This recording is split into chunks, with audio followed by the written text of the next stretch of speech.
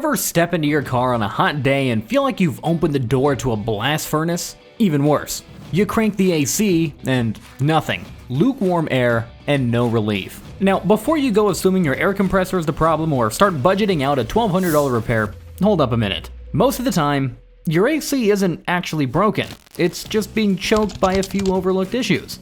Today, we're revealing 8 genius habits and fixes, some free, some under $10, that'll have your car blowing ice cold air faster than ever. So don't touch that dial, and if you want your car and wallet to stay cooler, be sure to tap that subscribe button. And let's jump into the first thing you should check if your AC isn't keeping up with the heat. Clean your AC condenser. Here's a quick quiz. What is the most overlooked part of your AC system that can kill its cooling power? Hint hint, it's right behind your grill and probably full of bug guts. It's the condenser. And when it gets caked in dirt, leaves, and melted insects, it struggles to release heat from the refrigerant.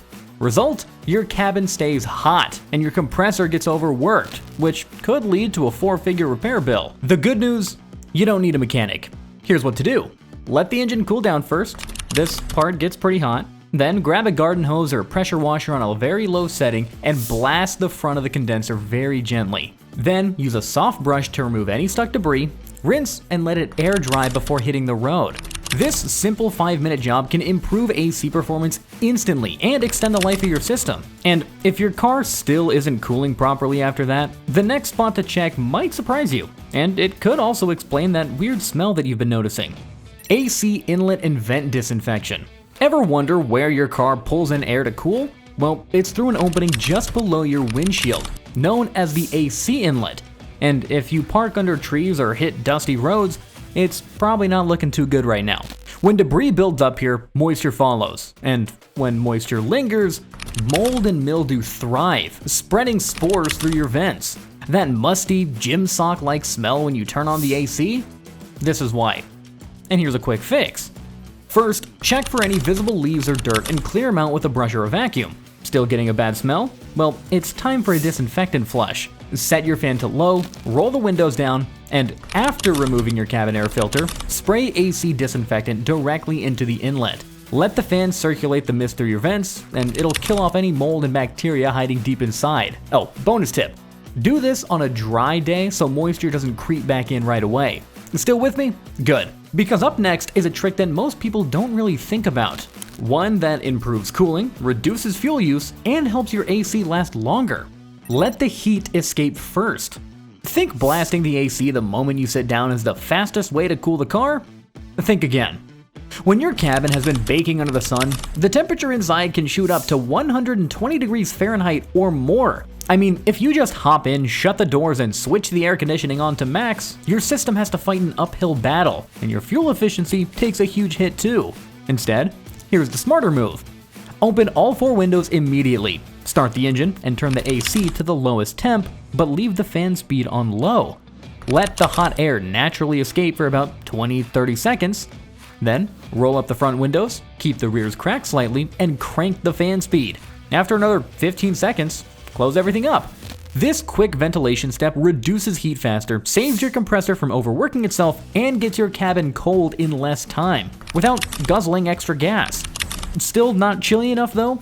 Well, the next step is literally a game changer, and most drivers don't even know what it does. Why recirculation mode is crucial. So let's talk about the recirculation button. You know, the one with the arrow chasing itself in a circle. Some drivers, they think it's a defrost button. Others think it's for highway air, but here's the truth. It's your air conditioning's secret weapon in extreme heat.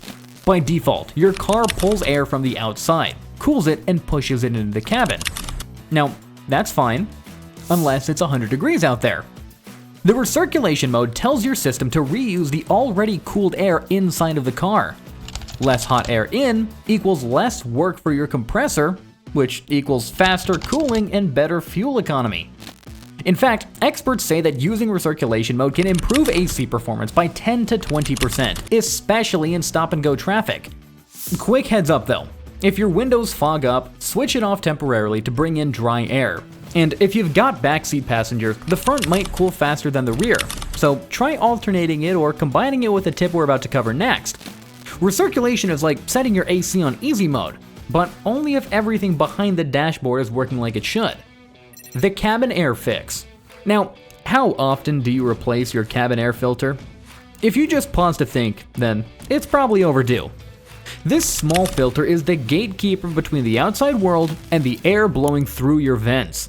It blocks dust, pollen, debris, and pollutants, but over time, it turns into a dirt sponge and your AC system pays the price.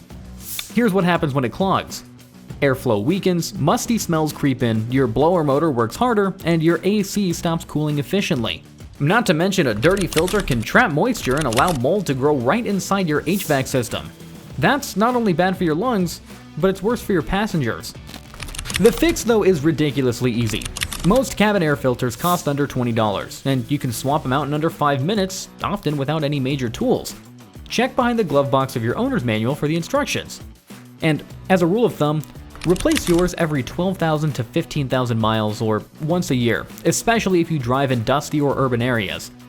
This one change can instantly improve airflow and cooling power, making your AC feel brand new without touching the refrigerant. Stop baking your car. Shade tricks that save your AC.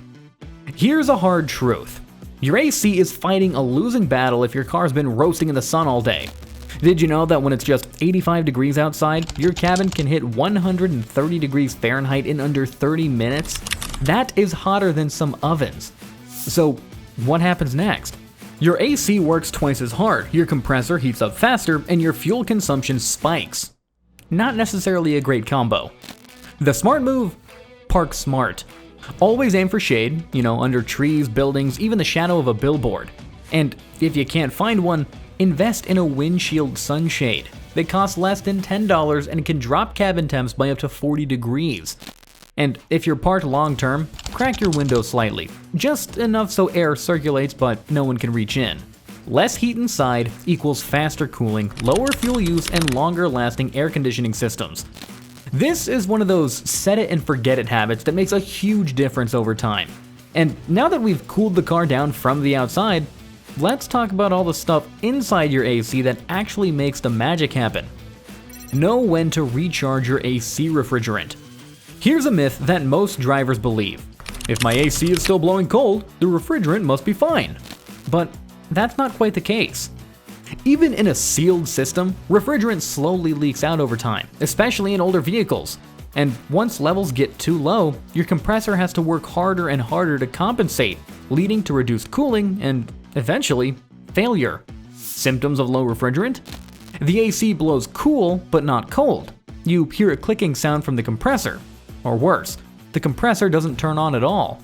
Instead of rushing to a shop and getting talked into a $300 AC service package, here's what you can do.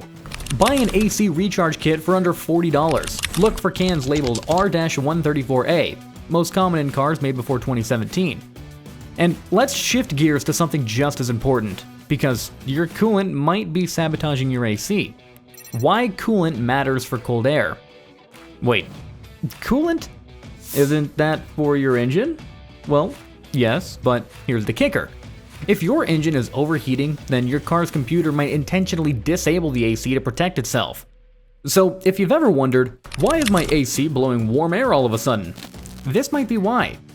Low coolant causes overheating, poor AC performance, and eventually total system shutdown. Modern cars are programmed to shut off non-essential features, like AC, when things start to get a bit too hot under the hood. So what should you do?